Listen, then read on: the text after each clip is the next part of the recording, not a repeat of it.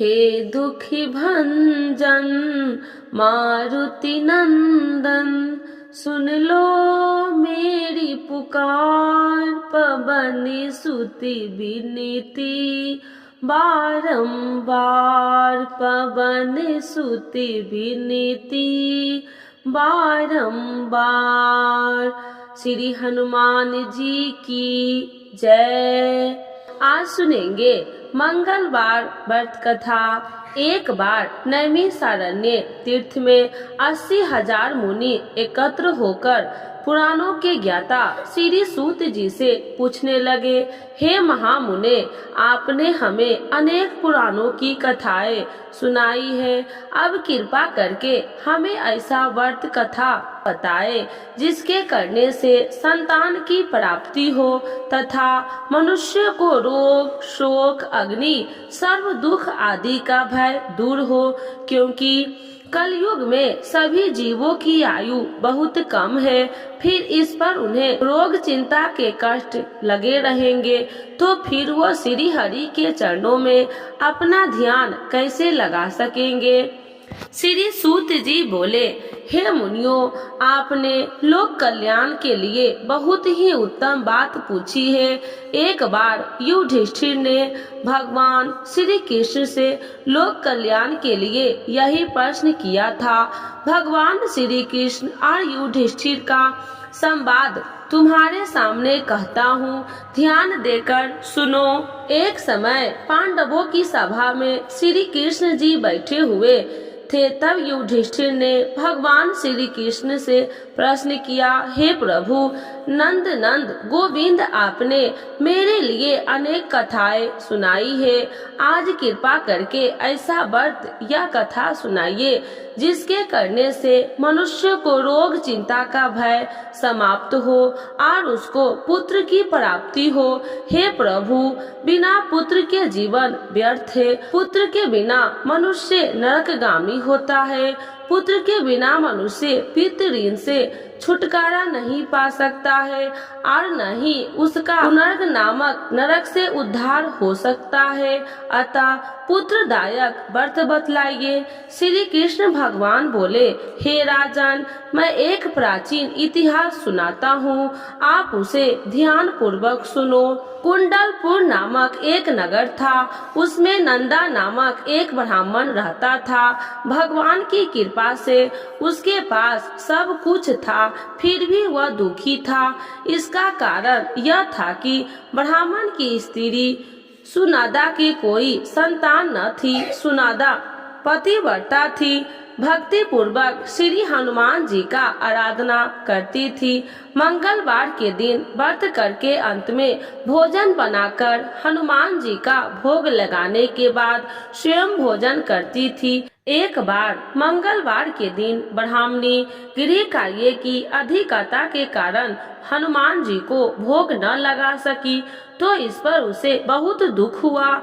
उसने कुछ भी नहीं खाया और अपने मन में प्रण किया कि अब तो अगले मंगलवार को ही हनुमान जी का भोग लगाकर अन्न जल ग्रहण करूंगी। ब्राह्मणी सुनादा प्रतिदिन भोजन बनाती, श्रद्धा पूर्वक पति को खिलाती, परंतु स्वयं भोजन नहीं करती और मन ही मन श्री हनुमान जी की आराधना करती थी। इस प्रकार 6 दिन गुजर गए और ब्राह्मणी सुनादा अपने निश्चय के अनुसार भूखी प्यासी निराहार रही। अगले मंगलवार को ब्राह्मणी सुनादा प्रातः काल ही बेहोश होकर गिर पड़ी। ब्राह्मणी सुनादा के इस असीम भक्ति के प्रभाव से श्री हनुमान जी बहुत प्रसन्न हुए और प्रकट होकर बोले, सुनादा, मैं तेरी भक्ति से बहुत प्रसन्न हूँ, तू उठ और वर मांग। सुनादा अपने आराध्य देव श्री हनुमान जी को देखकर आनंद की अधिकता से खुशी हो श्री हनुमान जी के चरणों में गिरकर बोली, हे प्रभु, मेरी कोई संतान नहीं है, कृपा करके मुझे संतान प्राप्ति का आशीर्वाद दे, आपकी अति कृपा होगी। श्री महावीर जी बोले, तेरी इच्छा पूर्ण होगी, तेरे एक कन्या पैदा होगी, उसके अष्टांग प्रतिदिन सोना दिया करेंगे। इस प्रकार वह कहकर श्री महावीर जी अंतर ध्यान हो गए। ब्राह्मणी सुनादा बहुत हर्षित हुई और सभी समाचार अपने पति से कहा। ब्राह्मण देव कन्या का वरदान सुनकर कुछ दुखी हुए, परंतु सोना मिलने की बात सुनी तो बहुत प्रसन्न हुए। विचार किया कि ऐसी कन्या के साथ मेरी निर्धनता भी समाप्त हो जाएगी। श्री हनुमान जी की कृपा से वह ब्राह्मणी गर्भवती हुई और 10वें महीने में उसे बहुत ही सुंदर पुत्री प्राप्त हुई। वह बच्ची अपने पिता के घर में ठीक उसी तरह से बैठने लगी जिस प्रकार शुक्ल पक्ष का चंद्रमा बढ़ता है। 10वें दिन ब्राह्मण ने उस बालिका का नामकरण संस्कार करवाया। उसके कुल पुरोहित ने उस बालिका का नाम रत्नावली रखा, क्योंकि वह कन्या सोना प्रदान किया करती थी। इस कन्या ने पूर्व जन्म में बड़े ही विधान से मंगल देव का व्रत किया था। रत्नावली का अष्टांग बहुत सा सोना देता था। उस सोने से नंदा ब्राह्मण बहुत ही धनवान हो गया। अब ब्राह्मणी भी बहुत अभिमान करने लगी थी। समय बीतता रहा। वह रत्नावली 10 वर्ष की हो चुकी थी। एक दिन जब नंदा ब्राह्मण प्रसन्नचित्त था, तब सुनादा ने अपने पति से कहा, मेरी पुत्री रत्नावली विवाह के योग्य हो गई है, अतः आप कोई सुंदर तथा योग्य वर देखकर इसका विवाह कर दे। यह सुन ब्राह्मण बोला, अभी तो रत्नावली बहुत छोटी है। तब ब्राह्मणी बोली, शास्त्रों के ज्ञाता है कि कन्या 8वें वर्ष में गौरी, 9वें वर्ष में रोहिणी, 10वें वर्ष में कन्या, इसके पश्चात रजस्वला हो जाती है। गौरी दान से पाताल लोक की प्राप्ति होती है, रोहिणी के दान से वैकुंठ लोक की प्राप्ति होती है, कन्या के दान से इंद्र लोक की सुखों की प्राप्ति होती है। अगर हो पतिदेव रजस्वला का दान किया जाता है तो घोर नरक की प्राप्ति होती है। इस पर ब्राह्मण बोला, अभी तो रत्नावली मात्र 10 ही वर्ष की है और मैंने तो 16-16 साल की कन्याओं के विवाह कराए हैं, अभी जल्दी क्या है। तब ब्राह्मणी सुनादा बोली, आपको तो लोभ अधिक हो गया लगता है। शास्त्रों में कहा गया है कि माता पिता और बड़ा भाई रजस्वला कन्या को देखता है तो वह अवश्य ही नरकगामी होते हैं। तब ब्राह्मण बोले, अच्छी बात है, कल मैं अवश्य ही योग्य वर की तलाश में अपना दूत भेजूंगा। दूसरे दिन ब्राह्मण ने अपने दूत को बुलाया और आज्ञा दी कि जैसी सुंदर मेरी कन्या है वैसे ही सुंदर वर उसके लिए तलाश करो। दूत अपने स्वामी की आज्ञा पाकर निकल पड़ा। परमपई नगर में उसके एक सुंदर लड़के को देखा। वह बालक एक ब्राह्मण परिवार का बहुत गुणवान पुत्र था। उसका नाम सोमेश्वर था। दूत ने उस सुंदर व गुणवान ब्राह्मण पुत्र के बारे में अपने स्वामी को पूर्ण विवरण दिया। ब्राह्मण नंद को भी सोमेश्वर अच्छा लगा और फिर शुभ मुहूर्त में विधि पूर्वक कन्या का दान करके ब्राह्मण ब्राह्मणी संतुष्ट हुए। परंतु ब्राह्मण के मन में तो लोभ समाया हुआ था। उसने कन्या दान तो कर दिया था, पर वह बहुत खित्र भी था। उसने विचार किया कि रत्नावली तो अब चली जाएगी और मुझे इससे जो सोना मिला था वह अब मिलेगा नहीं। मेरे पास जो धन था कुछ तो इसके विवाह में खर्च हो गए और जो शेष बचा है वह भी कुछ दिनों के पश्चात समाप्त हो जाएंगे। मैंने तो इसका विवाह करके बहुत बड़ी भूल कर दी है। अब कोई ऐसा उपाय हो तो रत्नावली मेरे घर में ही बनी रहे, अपने ससुराल न जावे। लोभ रूपी राक्षस ब्राह्मण के मस्तिष्क पर छाता जा रहा था। रात भर अपनी शैया पर बेचैनी से करवटे बदलते बदलते उसने बहुत ही क्रूर निर्णय किया।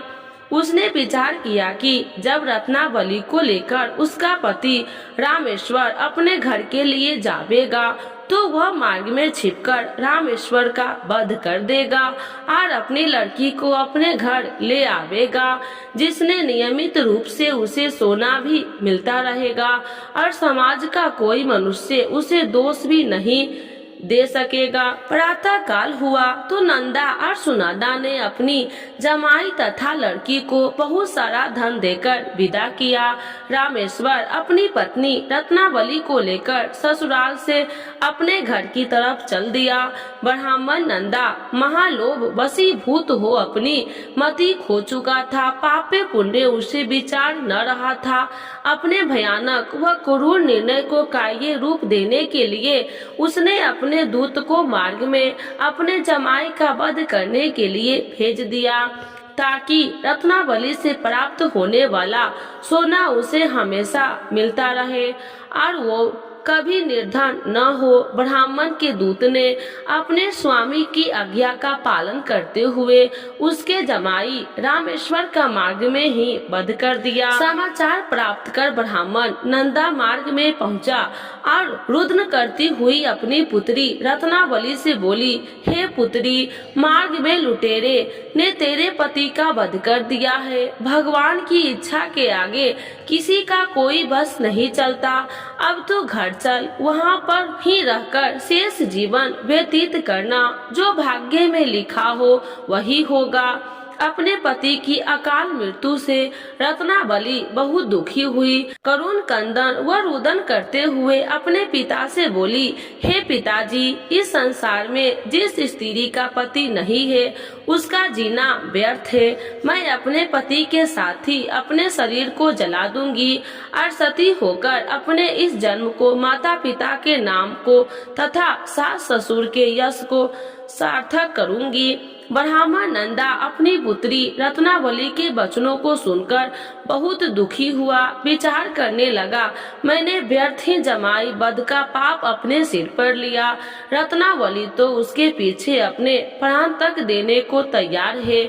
मेरा तो दोनों तरफ से मरण हो गया। धन तो अब मिलेगा नहीं। जमाई वध के पाप के फल स्वरूप यम यातना भी भुगतनी पड़ेगी। यह सोचकर बहुत दुखी खित्र हुआ। रामेश्वर की चिता बनाई गई। रत्नावली सती होने की इच्छा से अपने पति का सिर अपने गोद में रखकर चिता में बैठ गई।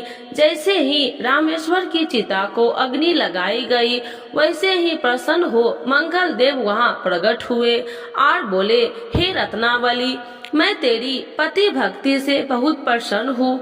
तू वर मांग। रत्नावली ने अपने पति का जीवन दान मांगा।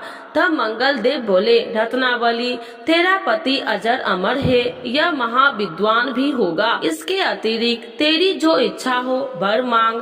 तब रत्नावली बोले, हे ग्रह के स्वामी, यदि आप मुझ पर प्रसन्न है तो मुझे यह वरदान दीजिए कि जो भी मनुष्य मंगलवार के दिन प्रातः काल लाल पुष्प लाल चंदन से पूजा करके आपका स्मरण करे, उसको रोग व्याधि न हो, स्वजनों की कभी वियोग न हो, सर्प अग्नि तथा शत्रुओं का भय न हो। जो स्त्री मंगलवार का व्रत करे वह भी विधवा न हो। मंगल देव तथा अस्तु कहकर अंतर ध्यान हो गए। रामेश्वर मंगल देव की कृपा से जीवित हो उठा। रत्नावली अपने पति को पुनः प्राप्त कर बहुत प्रसन्न हुई और मंगल देव का व्रत प्रत्येक मंगलवार को करके व्रत राज और मंगल देव की कृपा से इस लोक में सुख ऐश्वर्य के भोगते हुए अंत में अपने पति के साथ स्वर्ग लोक गई। तो एक बार बोलिए प्रेम से श्री हनुमान जी की जय, मंगल देवता की जय। आरती श्री हनुमान जी की। आरती की जय हनुमान लला की, दुष्टि दल ने रघुनाथ कला की। आरती की जय हनुमान लला की, दुष्टि दल ने रघुनाथ कला की। जाके बल से गिरिबल कापे, रोगी दोष जाके निकट न झाके। अंजनी पुत्री महाबलिदाई, संतन के प्रभु सदा सहाई। आरती कीजे हनुमान लला की। देवी रघुनाथ पठाए, लंका जारी सिया सुदिलाए, लंका सो कोटि समुद्र सिखाई, जाति पवन सुति बारी न लाई, आरती कीजे हनुमान लला की। लंका जारी असुर संहारे, सिया राम जी के काज सवारे, लक्ष्मण मूर्छित परे शंकारे, आई सजीवन प्राण उबारे, आरती कीजे हनुमान लला की। पैठी पताल तोरी जमकारे, अहि रावण की भुजा उखाड़े, बाएं भुजा असुर दल मारे, दाहिने भुजा संत जन तारे, आरती कीजे हनुमान लला की। सुन नर मुनि आरती उतारे, जय जय जय हनुमान उचारे, कंचन थाल कपूर लो छाई, आरती करती अंजना माई, आरती कीजे हनुमान लला की। जो हनुमान जी की आरती गावे, बैसी बैकुंठ परम पद पावे, आरती कीजे हनुमान लला की। दुष्ट दलन रघुनाथ कला की। तो एक बार बोलिए प्रेम से श्री हनुमान जी की जय। श्री राम भक्त हनुमान की जय। सर्व देवी देवताओं की जय।